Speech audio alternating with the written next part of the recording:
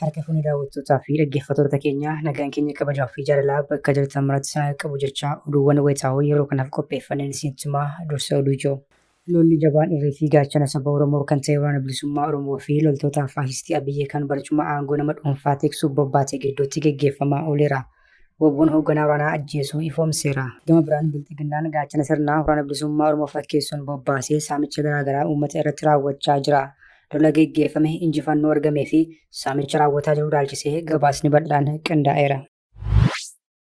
Dirqiidhaan uummataa walitti qabuun herrega qusannaa banadhaa gibiraa fi buusii achiin malee kaffaluun hin ta'u faayidaalee bu'uuraa kamiyyuu argachuuf herrega qusannaa baankii kanaa qabaachuu qabdu jechuun hawaasa daraa kan ture baankichi kaapitaalli isaa waliigalaa birrii biliyoona 75 gahuu ifoomse.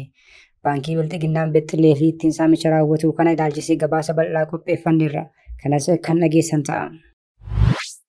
Bilxiginnaan saamichaa maqaa garaagaraatiin ilma Oromoo irratti raawwatu akka nammeessuun jiruu fi jireenya uummatatti hadheessaa jira jedhame. Caasaalee bilxiginnaa godina Arsii Bahaa aanaa Suuddeetti gibiraa fi buusii jechuun hawaasa yoo dararan godina Jimmaa aanaa Dhiigibeetti ammoo doozarii binna jechuun miindaa ija tokko barsiisa irraa kutaa jiru. Gabaasa keenya keessatti bal'inaan kan balballoomsinu ta'a. Bilxiginnaan uummataa dirqisiisuun akka isaan waraqaa eenyummaa biyyoolessaa kan naashinaal ID jedhamu akka baafatan taasisuu itti fufee jedhame.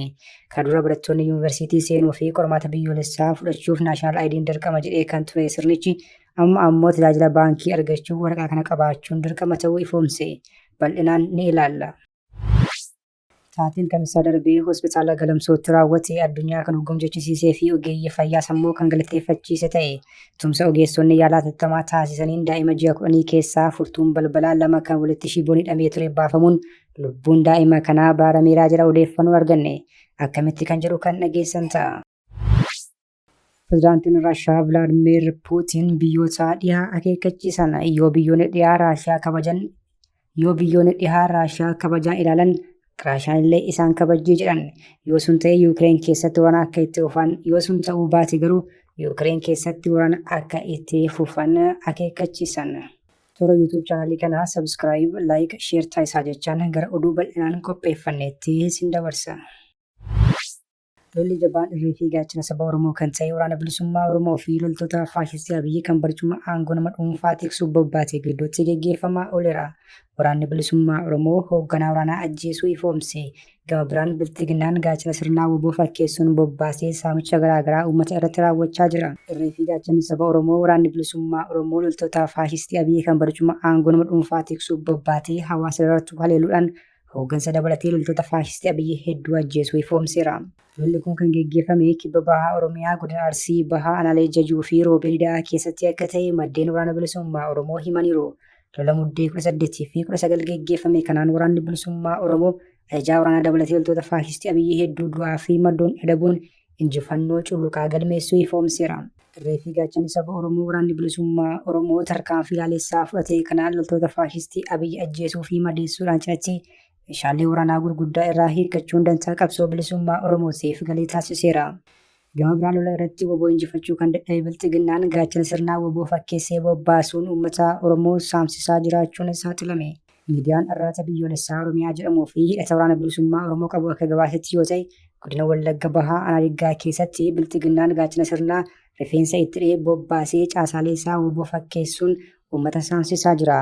Hidhattoonni bilxiginnaan bobbaasee kun manneen uummataa irra deemuudhaan dirqamaa nyaata nuu kennaa jechuun dirqisiisaa kan turan yommuu ta'u warra nyaata kennuuf dide ammoo bifa safuu fi duudhaa Oromoo cabseen reebichaa hamaa irratti raawwachuutu himame. Bilxiginnaan kan duras rifeensa namtolchee itti dha'ee hidhattoota hedduu bobbaasuun yakkoota garaagaraa ittiin raawwachaa kan ture yoo ta'u kunis uummanni waraana bilisummaa Oromoo akka jibbuuf shira taasifamaa ture ta'uu uummanni irratti baruun ni yaadatama.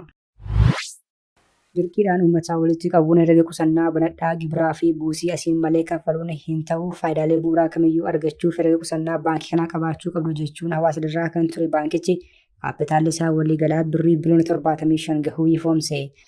Bilxiginnaan caasaalee hannaa fi maallaqa sochoosuuf isaaf ta'an ijaarrachaa namoota isaaf ergaman qopheeffatee dhimma itti bahaa umurii aangoo isaa dheereffachuuf yaalii taasisaa kan jiru yoo ta'u kana bu'uura godhachuun waldaa liqii fi qusannoo Oromiyaa kan ture gara baankii siiqqeetti jijjiiruun ittiin saamicha raawwataa tureera. Keessumattuu qonnaan bultoonni dirqamaan herrega baankii qusannaa kanaa yoo hin baafanne xaa'oo fi sanyii filatamaa dabalatee bu'uuraalee misoomaa kamiyyuu akka hin arganne dhorkamuun hiraarfamaa turuu deddeebiidhaan baatiin muraasa dura gabaafamaa tureera. Gama biraan kaffaltiin gibiraa fi buusii milishaa jedhamus dirqamaan baankii kanatti akka raawwatamu yeroo baankii kanatti raawwatamu ammoo dirqamaan herrega qusannaa akka banatan dirqisiifamaa turaniiru. Baankiin akkasitti waggaa guutuu kutaalee hawaasa irraa fi saamaa ture har'a ibsa magaalaa Finfinnee hoteela Iskaayilaatitti kenneen kaapitaalli isaa waliigalaa birrii biliyoona 75 gahuu ifoomseera. Walitti qabaan boordii baankichaa obbo Tolasaa Gaddafaa baankiin siiqqee yaa'ii kanarratti kaapitaala waliigalaa isaa dursee galmaa'ee ture birrii biliyoona 15 irratti birrii biliyoona 60 dabaluun kaapitaalli waliigalaa baankichaa yeroo ammaa birrii biliyoona 75 akka ta'u murtoo dabarsuu ifoomse. Baankiin siiqqee caalmaatti daldala xiqqaa fi giddugaleessaa akkasumas qonnaan bulaa fi hawaasa bal'aa qaqqabuuf murticha dabarsuu hime. Birrii biliyoona 60 argame kun maddi isaa eessa akka ta'e kan hin himne walitti qabaan boordichaa obbo Tolasaa Gaddafaa ammas garuu hojii isaanii cimsanii akka itti fufan himaniiru. Kana jechuun ammas saamichaa fi dirqiidhaan qonnaan bulaa dabalatee uummata Oromoo saamuu itti fufna jechuu isaaniiti kanneen jedhan heddummaataniiru. Biltiginnaan saamichaa maqaa garaa garaatiin ilmaan Oromoo irratti raawwatu akkaan hammeessuun jiruu fi jireenya uummatatti hadheessaa jira jedhame. Caasaaleen biltiginnaa godina Arsii Bahaa Aanaa Suudeetti gibiraa fi buusii jechuun hawaasa yoo dararan godina Jimmaa Aanaa Dheegibeetti ammoo doozarii binna jechuun miindaa ija tokko barsoota irraa kutaa jiru. Qaamni impaartii geggeessuu bu'uuraalee misoomuu diriirsuu caalaa qabeenyaa hawaasaa maqaa garaa garaatiin saamuun waraanaaf oolchee ittiin diroonii fi jeetti bitee lubbuu lammiilee nagaa galaafachaa jira. Liqii biyyoota guddatanii fi dhaabbilee maallaqaa addunyaa kanneen akka IMF fi World Bank irraa liqeeffate kaffaluu kan dadhabe sirnichi caasaalee isaa bobbaasee saamicha hammeessuun jiraattonni imimmaaniin dabalanii rakkoo isaanii kana himataa jiru. Maddeen odeeffannoo nu ergan akka ifoomsanitti yoo ta'e godina Arsii Aanaa Suudeetti caasaan biltiginnaa gibira humnaa olii fi buusiiwwan garaagaraa uummatatti hammeessuun hiraarsaa jiru. Biltiginnaan caasaa isaa gandatti ramaduun gibira jiruu fi jireenya uummataa wajjin walii hin ginne erga itti muree booda maqaa buusii milishaa, buusii gonofaa, nyaata barattootaa, inshuraansii fayyaa fi kanneen kana fakkaatan jedhuun uummata ofiif waan nyaatee buluu hin qabne saamaa jira jedhame. Jiraattonni yaada kennaniin galiin uummata irraa sassaabamu kun deebi'ee faayidaa uummataatiif ola utuu hin ta'in qaamni impaartii geggeessu waraanaaf itti fayyadamuun ammoo ittuu haalicha hamaa taasiseera jedhu. Jiraattonni yaada kennan qaamni dhimmi ilaallatu rakkoo keenya hubatee buusii fi gibira nu madaalu akka nu murteessu gaafannaa jedhan. Nutu kanaan jiru godina Jimmaa Aanaa Dheegibeetti ammoo caasaaleen biltiginnaa kunneen doozarii binna jechuun miindaa nurraa kutaa jiru jechuun barsiisonni himataniiru. Barsiisonni yaada kennaniin doozarii waan binnuuf miindaa ija tokko nuuf gadhiisaa jedhamuu himaniiru.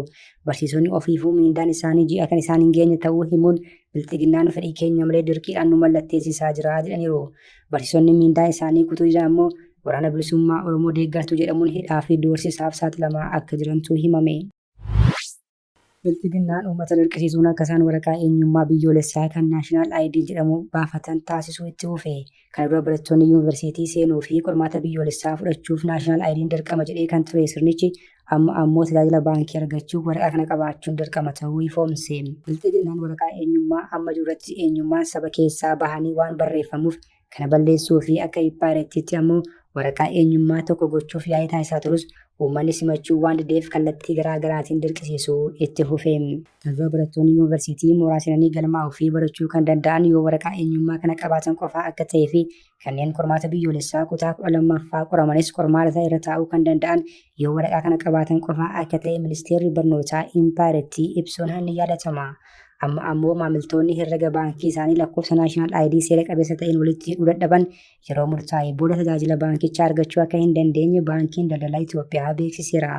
Ibsa muddee 18 bara 2025 baankiin kun baaseen maamiltoonni damee baankii daldalaa Itoophiyaa kamiyyuu dhaquudhaan lakkoofsa herregaa faayidaa yookiin naashinaal ID dijiitii 16 qabu kan herrega baankii isaanii wajjin wal qabsiisuu baannaan tajaajila hin argatanii jedheen. Kana kabajuu qabuun ammoo maamiltoonni maallaqa kuusuu, maallaqa baasuu fi daldala baankichaa biroo akka hin geggeessine akka taasisu baankicha akeekkachiiseera. Taateen kamisaa darbee hospitaala Galamsootti raawwate addunyaa kan hoggomjechisiisee fi ogeeyyii fayyaa ammoo kan galateeffachiise ta'e. Tumsa ogeessonni yaala tattamaa taasisaniin daa'ima ji'a 10 keessaa furtuun balbalaa 2 kan walitti shiboon hidhamee ture baafamuun lubbuun daa'ima kanaa bararamee jedha odeeffannoon nu qaqqabe. Hospitaala Galamsootti taateen kamisa darbee mudate maatii hedduutti rifaatuu kan uume ture. Maatiin daa'imaa umuriin isaa ji'a 10 ta'e ijoollee xixiqqaa biratti dhiisanii deeman yeroo deebi'anitti mucaan isaanii du'aaf jireenya gidduutti argame. Ijoolleen daa'ima kana akka eeganiif biratti dhiifaman daa'imni ji'a 10 kun akka itti taphatuuf furtuu balbalaa 2 kan walitti hidhamee jiru harka isaatti itti kennu. Daa'imni kunis furtuu kana afaan kaa'achuun furtuuwwan kana liqimsuuf yeroo yaalutti qoonqoo isaa keessatti furtuun tokko hulaa qilleensaa tokko ammoo hulaa nyaataa keessatti rakkatee jiru ogeessi fayyaa yaala tattamaa hospitaala Galamsoo Mahammad Aliyyee.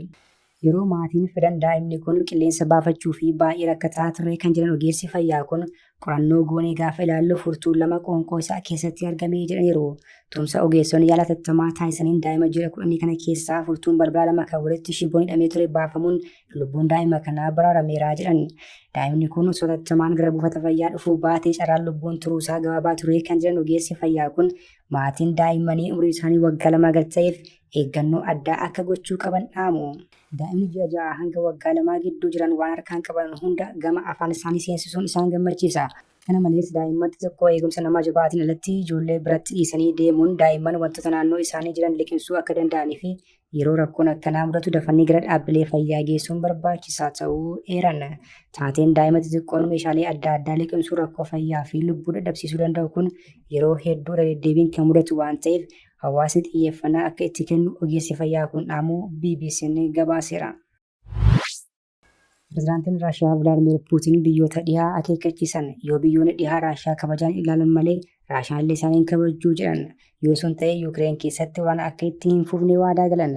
Pireezidaantichi gaaffii Mooskoon biyyoota Awurooppaa tokkoon haleeluuf karoorfattee jirti jedhus waan hin taane jechuun kuffisan. Puutiin kana kan dubbatan haasaa sa'aatii dheeraaf taasisan akkasumas gaaffii gaazexeessotaa fi uummata raawwatee deebii kennaniif turanitti. Kabajamtoota hordoftoota keenya oduu sa'aatii kanaaf qabannee dhiyaanne kana gaammaatti hordoftan ture oduu biraan hanga walitti deebinutti nagaatti.